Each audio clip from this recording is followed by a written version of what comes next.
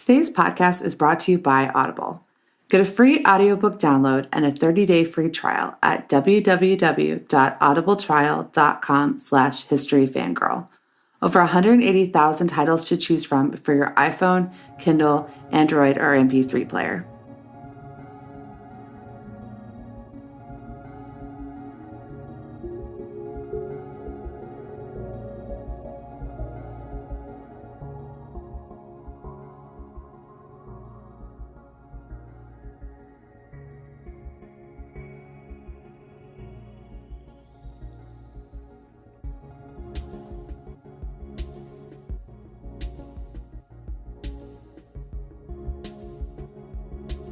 My guest today is Jared Brock. He is the author of the new book, The Road to Dawn, Josiah Henson and the Story That Sparked the Civil War.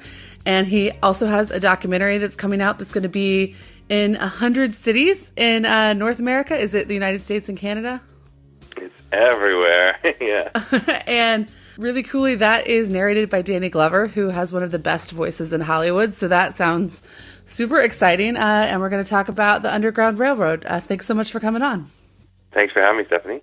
So one of the reasons I got really excited to talk to you is because I've done a lot of soul searching recently about how little Civil War, Jim Crow rights, and just like general civil rights movement tourism that I did while I lived in America. Like I went to Gettysburg, but I went to Gettysburg after living in Philadelphia for 10 years, which it was like one of the last things I did before I left town. And I just think it's one of the areas of history that I haven't connected to as much as others, but I think it's partly my own privilege of not having to look at it deeper. So I'm really excited to talk about your book. And there was a story that happened in Philadelphia recently that is one of the main reasons where I realized that that this is on me, that I have been feeling this area of history, is that I lived in South Philadelphia for 7 years, lived in the city of Philadelphia for 10, and it just came out this year that there is a house on the Underground Railroad that Harriet Tubman probably stopped at that was literally in the neighborhood that I lived in for 7 years, and I had no idea that my neighborhood was on the Underground Railroad at all. So I think people maybe, especially on the East Coast, don't understand how tangible the Underground Railroad really is, so I'm excited to talk about it. Yeah, I would say that, close to a third of America probably lives within a mile of something to do with slavery or the Underground Railroad. You know, if you live in Washington, D.C., if you live in anywhere in Maryland, if you live in Kentucky, it was just basically all the slave states were just crawling with slave owners, just, shipping slaves around. It was horrible. My editor for this book, she grew up less than a dozen miles from Port Tobacco, where Josiah Henson was born, and she'd never heard of Josiah Henson. So it's closer to home than I think we realize. So what got you interested in Civil War history as a Canadian? So this project is very interesting for me. So I'm an author and documentarian, but a couple of years ago, my wife wanted a copy of Uncle Tom's Cabin. She'd been asking for it for a while, and we were in a Florida bookshop, and I just randomly saw it on the shelf, so I grabbed it and stuffed it in her Christmas stocking. She read it and really liked it, and I decided to do a little bit more research, and I learned that it was based on a real man. And I was like, hold on. Uncle Tom's Cabin is the book that people say started the Civil War. Like, when Abraham Lincoln met Harriet Beecher Stowe, his joke to her was, so you're the little lady who wrote the book that started this great war. So, Uncle Tom's Cabin was the number one selling book of the 19th century. But the guy that it was based on, how come I'd never heard of him? And I continued to research this man, Josiah Henson, and I realized that the cabin so he escapes eventually at the age of 40, he escapes to Canada with his wife and 4 children, and he settled less than 2 hours from my house, and his house is still there. So I was absolutely shocked. So we drove to this town now called Dresden, but at the time it was called Dawn, and we toured his little house, and we grabbed a copy of his little tiny memoir, and Michelle, my wife, read it to me on the drive home, and I was blown away. Josiah Henson rescued 118 slaves. He won a medal at the First World's Fair. He was entertained at the White House by Rutherford B. Hayes. He was entertained at Windsor Castle by Queen Victoria. He started a business that employed dozens of people. He started a freeman settlement that grew to over 500 people. Just on and on and on and on and on. And I'd never heard of him, and he was so close to home. So, yeah, the theme of this podcast is definitely history in our backyard. So let's back up a little bit and talk about the Underground Railroad as an institution. I think when, you get taught about it in third grade, it's really common to picture a literal Underground Railroad, and then you unwrap it a little bit more and you unpack it, and you're taught like it's a series of people and safe houses and things. But how did it actually start? And what were the kinds of places that were on the Underground Railroad? So I should probably preface this with the caveat that I am not an Underground Railroad or Civil War expert. I'm most definitely a Josiah Henson expert at this point in time. But my projects, I'm not a trained historian. My projects, I'm a documentarian, so I go find the experts and I ask them, and I do the research. For this book, it was over 1,000 documents. It was 3 countries. It was retracing Josiah's journey, 3,000 miles from slavery to freedom. So I'm definitely a Josiah Henson expert. But in regards to the Underground Railroad, in Josiah Henson's case, he was actually pre-Underground Railroad. So he escaped in 1830, and at the time, it was not developed. The name hadn't really been coined yet, and so he was really just, beating it through the bush on his own. He was traveling. He escapes across the Ohio River in Kentucky into Indiana. He then goes through Ohio, and it's bush, it's forest. It's he gets, they're in quite significant danger at one point, and they actually get rescued by First Nations, or I guess you guys call them Native American Indians, on his way to Sandusky. He then catches a boat in Sandusky to Buffalo and then gets a ferry across the fort Erie in Canada. So his journey is very haphazard. The Underground Railroad, there is no one route. Like, we actually put an Underground Railroad map on the front cover of the Road to Dawn in the background, and it's just littered with different routes that people took. And the routes were always changing because, Kentucky spies hired slave catchers were just crawling all over the ports in Detroit and Sandusky, and across from Windsor and Detroit. Like, they're looking for slaves, so the routes are always changing. When Frederick Douglass writes his memoir, he doesn't give too many details on it because they want to rescue more people. Josiah, he rescues 118 people, and some of them get caught sometimes, and that's very dangerous. So the Underground Railroad is not just like one direct line. It's just like this beautiful network of human decency. So when Josiah escapes, the routes aren't really established yet. Does he go on to develop parts of it as he's continuing? Because I would imagine if you rescue 113 people, you will develop some patterns, some routes, but probably obviously multiple options so that you're never really too catchable. Yeah. So it depends where he was rescuing people from, right? So there was, there was people rescuing slaves from Washington, D.C. There's people rescuing slaves from the Deep South, which of course is a much more difficult endeavor to try and get them all the way north from somewhere like Vicksburg, Mississippi, or New Orleans in Louisiana. So people went by rail, they went by boat, they went by foot, they went in wagons.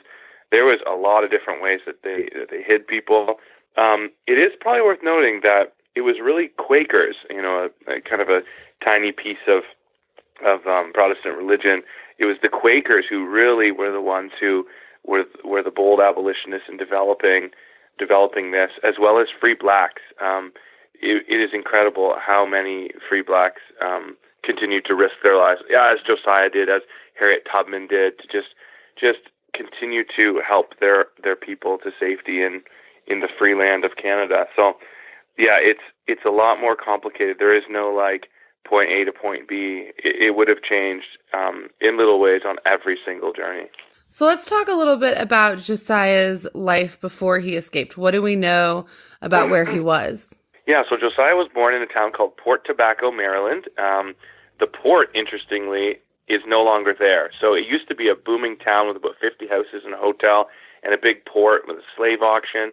But after the plow was introduced to Maryland, it silted up the rivers so quickly that within a couple of years, the river had actually receded 2 miles downstream. And so Port Tobacco is just a field today, which is very, very interesting to me. So that's where he was born.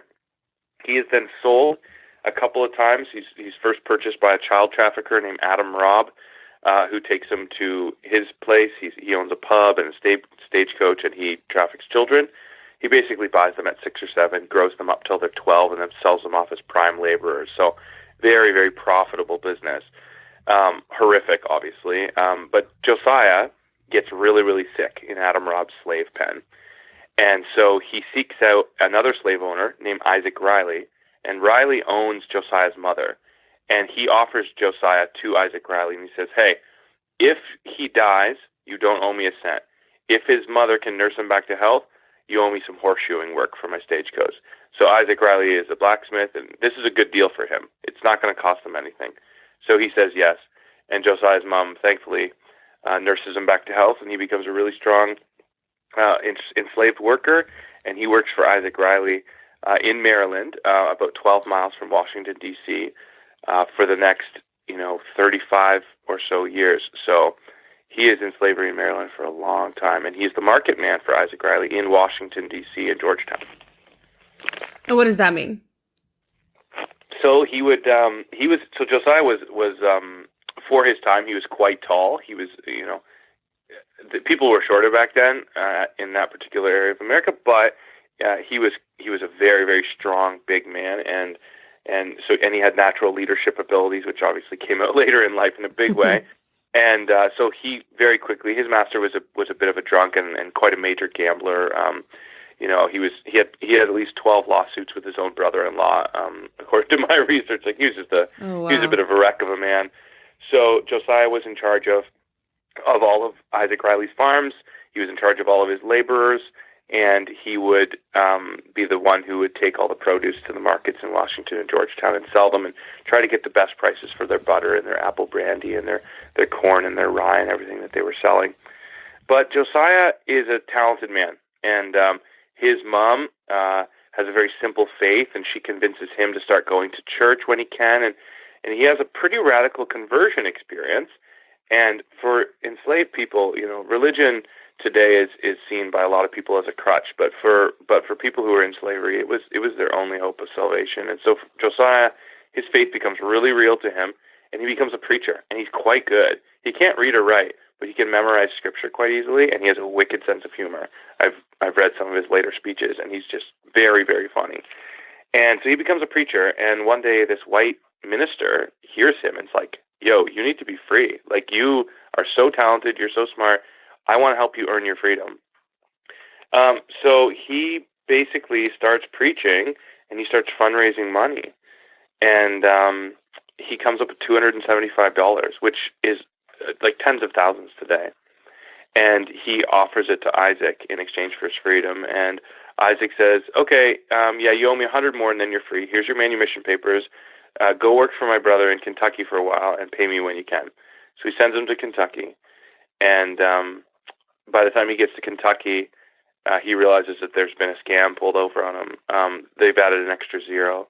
So now they say that he owes $1,000 and that he's paid them back, X amount. But he owes, when it all comes out in the wash, it's that he owes them $650. So he's never going to be able to repay them. So that's when his masters decide to sell him south to New Orleans. They've stolen tens of thousands of dollars from it, and now they're going to try and get every last drop out of him. So they try to sell him south to New Orleans, which is, the biggest slave market in the world at the time. I think that probably touches on a lot of different aspects of American slavery that people didn't even know happened. I think even though we know how terrible in the abstract it was, I think some of the individual situations, like there was just such a breadth of the types of cruelty people could find themselves in that is, not taught in school, because how do you teach that, how do you cover each individual type of terrible thing? And then also, we're talking about hundreds of thousands of people over many decades. So I didn't realize that some of those things could even happen. Yeah, and obviously we're skimming over Josiah's insane life story. He when he was in his early 20s, in addition to being Isaac's market man, he was also his bodyguard. So the Rockville taverns in Maryland, all the overseers and owners, they would go there to drink and gamble, cockfights and whatnot, horse races and cards and dice and everything else they could gamble on. And slaves were often they lost a bet, you handed over a slave. You needed a down payment for a property, you used a slave. George Washington even, slaves were used as raffle prizes, and George Washington actually raffled off a slave for, I think it was a wedding. But this was like a very, very, like the life of a black person mattered very little to many, many white people. And when Josiah was in his 20s one night, Isaac was drunk in a bar and he got in a fight with 12 men. And it was Josiah's job to get in there and get Riley out. And he kind of liked the job because it was the only time he could like kind of rough up a white man. So he goes in and he's kind of swinging, and Josiah recounts in his memoir he doesn't know if he hit this one overseer a little too hard or if the man was just so drunk that he just hit the deck. But one way or the other, this man named Bryce Litton falls hard, and Litton swears revenge. And a few weeks later, he catches Josiah off guard riding through a field, and he grabs a 6-foot fence post and he breaks his shoulder blades in his arm. And no doctor is called, of course. And Josiah, for the rest of his life, can never raise his hands above his head. He's kind of stuck at the shoulders. Isaac Riley sues Bryce Litton for this, and he loses in court because a black man's testimony can't be entered in the American court system. So it's a white man's word versus no man's word, and so Isaac Riley ends up having to pay court costs, and in his slave, Josiah is maimed for life. Oh my gosh. So Senator John McCain, he was in the Noah Hilton and during the Vietnam War and was tortured by the Vietnamese, and he cannot raise his arms above his shoulders either, or I think it's one, but it might be both. So that's a very, I don't know, not that it's the same situation by any means, just it's an interesting, in literature that would be used really well. Yeah, people wonder, is there a God? What happens after we die? These are questions that are likely unanswerable, but there is one question.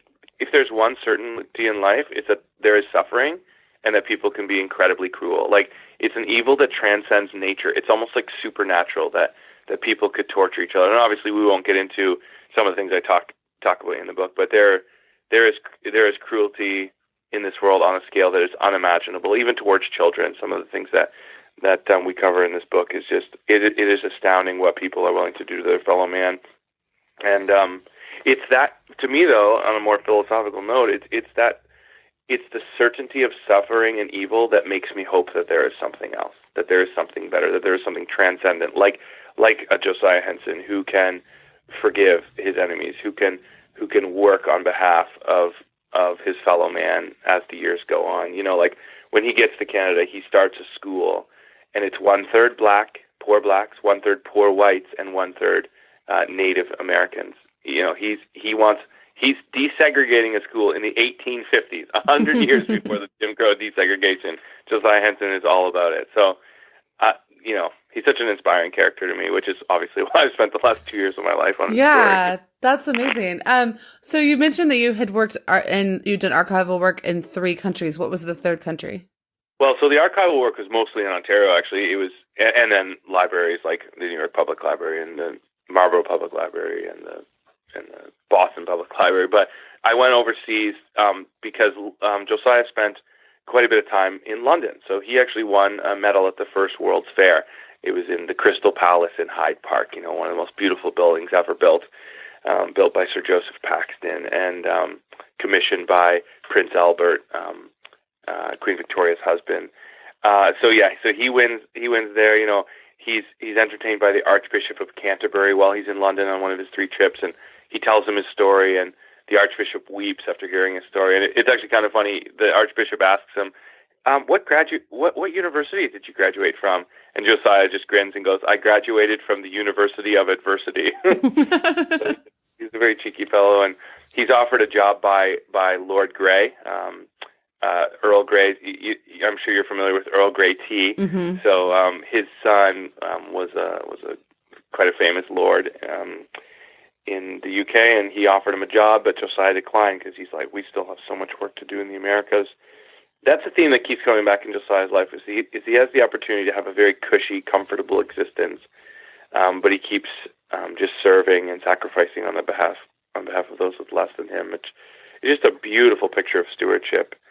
But yeah, so Josiah, getting back to our kind of theme of his physical movement. So yeah, he ends up in New Orleans, but by a twist of fate, which I'll let readers discover, he somehow manages to make it back up the Mississippi all the way to Kentucky, at which point he escapes across the river.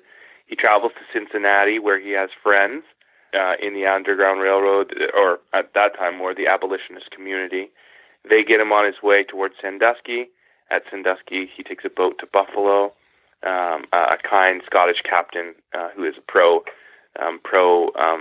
freedom takes him across to Buffalo, and then a ferryman kindly takes him across to Canada. So when he arrives in Canada, and when other American slaves arrive in Canada, what is life like for them there? Well, it's really interesting. He arrives in Canada, and he's 41 years old, and he's got 4 children and a wife. What in the world do you do when you're starting your life at 41 with 4 children and a wife? I can't even imagine doing that.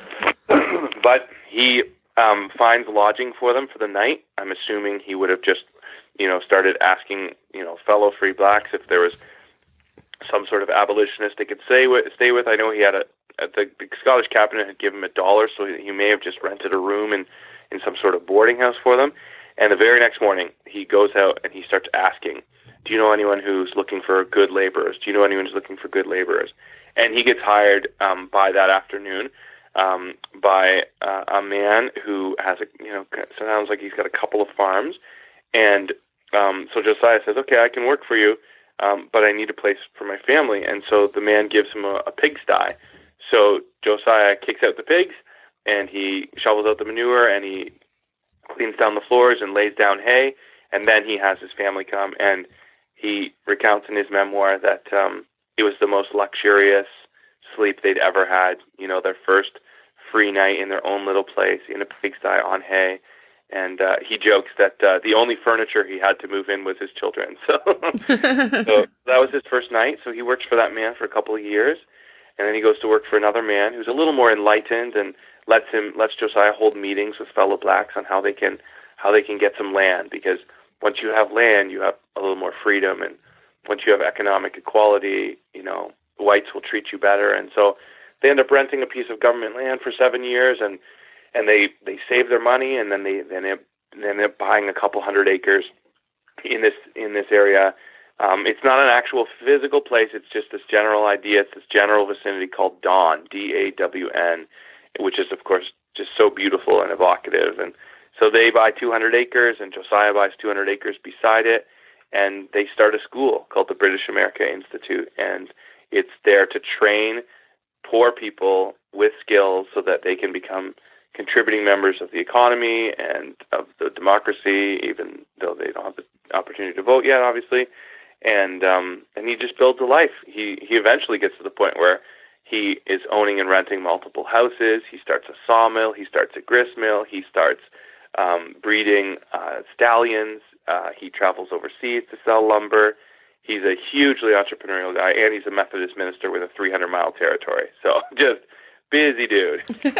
Now, you mentioned earlier a couple places, but if people want to connect with Josiah's story, where are the best places that you think that they should go? So there's a couple of places. I went to 4 specific places that are related to Josiah. The first one is in Kentucky, and it's the Amos Riley Plantation, where he escapes across the Ohio River to Indiana. That is still in private hand, and it's actually owned by the slave owner's descendants. Oh, wow. Crazy. Yeah, so they hadn't allowed anyone on the property in almost 40 years, like any researchers, but they were so kind in that they let me on to film and look around for 2 hours, and so that's one place that's currently in private hands. However, if you cross the river in Indiana, listeners can Google a place called Lincoln Landing.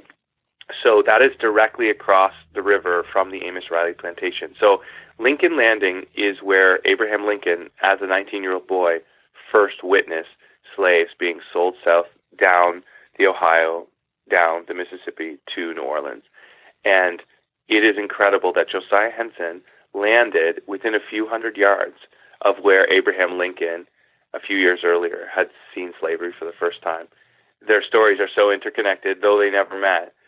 And they, through an astounding act of synchronicity, were just a few feet apart. So that is a very special place. I would love to see that place renamed Henson Lincoln Landing. But yeah, so Lincoln Landing is definitely worth checking out in Indiana.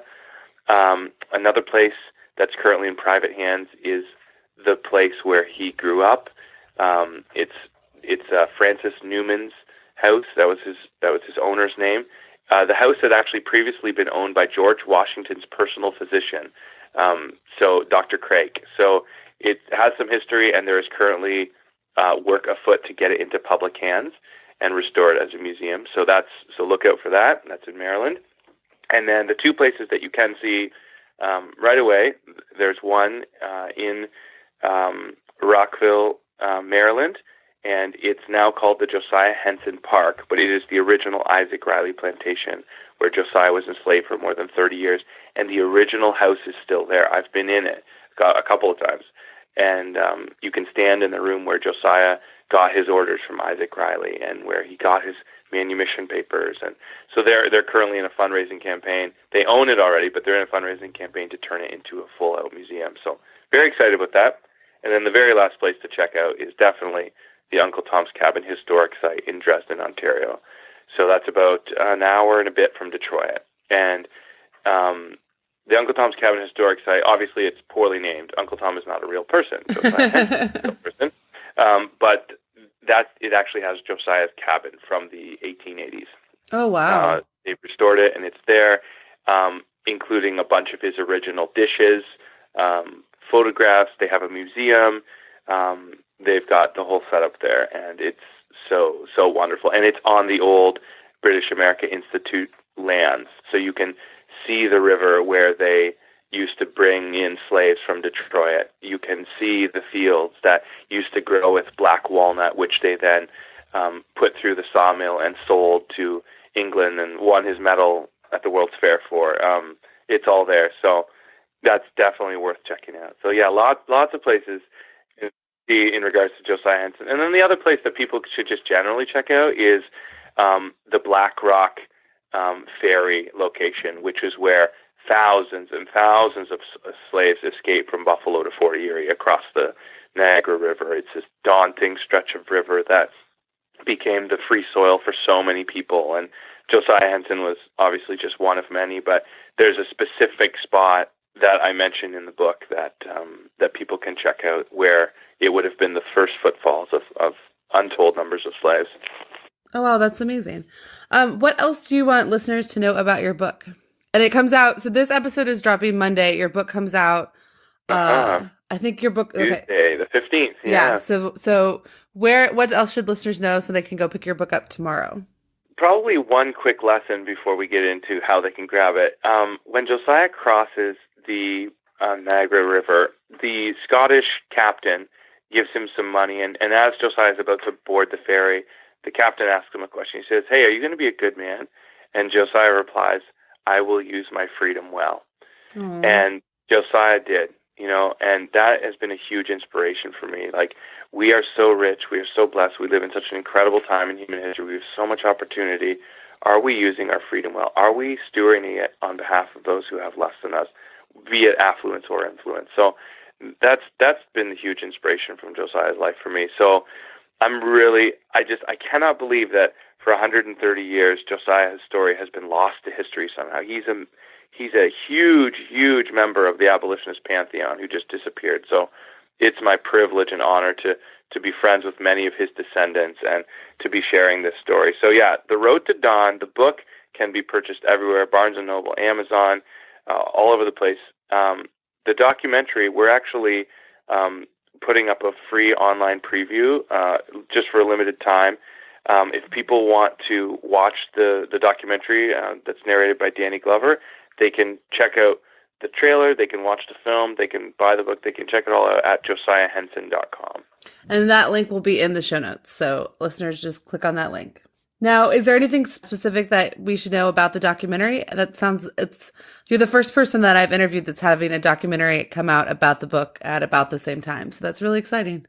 Yeah, we're both launch on the same day, May 15th, and I retraced his journey from slavery to freedom, 3,000 miles. My big mistake was that my car didn't have air conditioning, and I was in New Orleans in July, so it was so hot.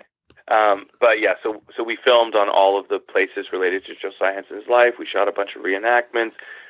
Danny Glover, just he has a voice you could spread on butter. It's so smooth. And he agreed to narrate the film.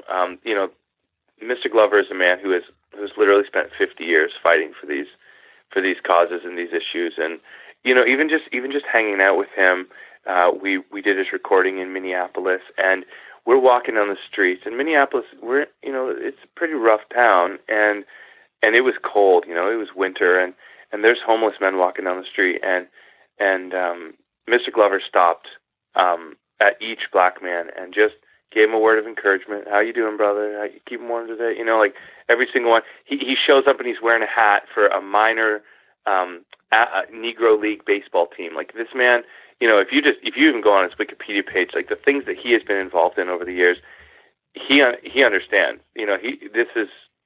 He's just a great man. He's got a great voice, and he was kind enough to narrate the voice of Josiah Henson in this documentary. So yeah, we were just so lucky to have him, and yeah, we did a bunch of pre-screenings up here in Canada, and now we're launching in over 100 cities starting May 15th, and then into the fall we're going to be into thousands of schools and libraries and universities, and we're really looking forward to that. So for anyone out there who knows any teachers or professors or librarians, send them to josiahhenson.com, and we'll make sure that they can show that film.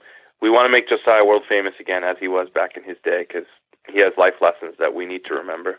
That is so exciting. And I have a lot of former teacher friends, or I have a lot of teacher friends from my former life as a teacher, so I will make sure to pass that on to them. Amazing. What are you working on now?